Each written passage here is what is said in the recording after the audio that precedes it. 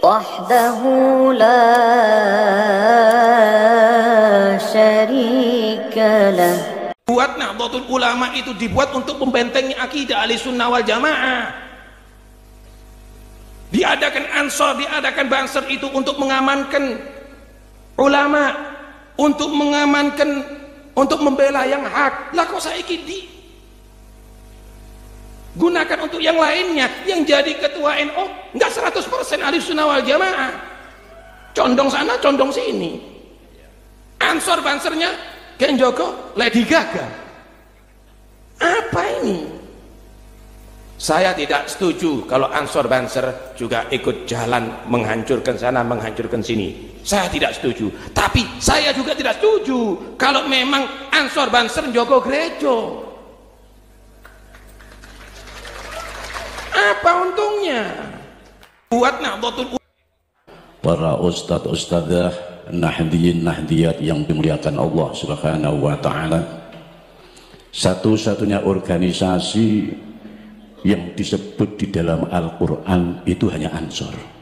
Induknya NU, Muhammadiyah, Persis, yang lain-lain itu yang ngaku-ngaku dekat sama Nabi itu tidak disebut di dalam Al-Quran. Ansor itu disebut di Al-Quran, disebut di dalam surat Ali Imran 52 dan surat As-Saff ayat 14. Qolal khawariyun nahnu ansarullah amanna billah washhad bi anna muslimun. Disebut 2 kali dalam surat Ali Imran dan As-Saff. Coba sampean cari. NU enggak disebut, Muhammadiyah enggak disebut di Al-Quran, tapi Ansor disebut oleh Allah dalam Al-Quran. Nabi katanya enggak pernah. Nabi pernah. Justru yang mengadakan maulid pertama itu adalah Nabi. Tapi model ikhtifalnya Nabi itu dengan cara berpuasa di hari Senin. Itu dalilnya. Ya Rasulullah, kok sampean ini puasa di hari Senin? Iya, karena yaumul isnin yauma wulidtu. Hari Senin itu hari di mana aku dilahirkan. Itu loh buktinya Nabi mengadakan acara maulid dengan berpuasa. Allahumma sholli ala Muhammad. Sehingga ini semua yang menjadikan kita ini ikhtifal bilaudin Nabi adalah merupakan sebuah ungkapan gembira. Lu jenenge wong seneng, ada yang jingkrak-jingkrak, ada yang macam-macam namanya orang seneng. Wong seneng kok dadak niru Nabi, ya kita ya seneng. Wong kami juga setiap Senin juga puasa. Istri saya itu ya kalau puasa juga, kami itu sekeluarga kalau hari Senin puasa, Kamis puasa. Karena apa? Ya tadi itu, karena Nabi mengatakan hari Senin itu adalah hari aku dilahirkan. Kalau hari Kamis itu adalah di mana hari buku amalan catatan kalian dipelaporkan oleh malaikat juru catat Raqib dan Yatid kepada Allah Subhanahu wa taala. Saat kamu itu dilaporkan buku amalan catatanmu, kamu dalam keadaan puasa. Jangan sampai kamu itu dicatat catatanmu itu dilaporkan Allah, kamu dalam keadaan mampir di jalan Danau Tempe. Ya ruwet. Dalam keadaan puasa kamu dilaporkan. Allahumma sholli ala Muhammad. Tapi hal yang memprihatinkan saya ini sebenarnya ini tadi mau berangkat mau enggak, karena ada kabar katanya ceramah saya itu dicekal. Lawang toha ceramah kok dicekal itu. Karena apa? Ya karena saya menyangkut keprihatinan ini harus disampaikan. Umat Islam ini harus diedukasi, dididik dengan benar. Eksistensi Islam ini Al-Quran disampaikan dengan benar, hadis disampaikan benar dengan sesuai dengan kitab yang ada. Katanya kita ini mau meniru mentauladi Nabi Muhammad SAW. Sampaikan apa yang ada di Al-Quran, sampaikan apa yang ada yang di hadis, sampaikan makalah-makalah ulama yang menerangkan Quran dan hadis, bukan menyampaikan tentang hal-hal yang berhubungan dengan nenek moyang kalian yang berbau halusinasi dan khurafat itu. Allahumma sholli ala Muhammad. Kalau yang disampaikan itu umat jadi bodoh. Kalian direndahkan tapi tidak merasa. Kalian itu mutakharrijin, alumni pondok pesantren. Yang minimal Anda itu ya Sabrawi ya khatam, naik ya Iqlal khatam, naik kemudian ya Awamil khatam, Imriti khatam, Alfiyah khatam. Semua ilmu yang ada pada Imam Sibawayh ya kok pelajari. Mestinya Anda ingat dengan guru-guru kalian dan kiai kalian. Kok bisa Anda berubah, berbalik Anda menjadi penggemarnya plat G, kan ya aneh. Allahumma sholli ala Muhammad. Ini yang membuat saya itu prihatin. Keprihatinan ini. Saya sebut plat G, nek letter-lek engkau dicekal katanya. Kami ini tidak menebarkan kebencian, tidak. Yang betul-betul mengawal kedaulatan bangsa dan negara itu hanya NU. Dan NU yang diandalkan adalah underbone-nya, yaitu Ansor.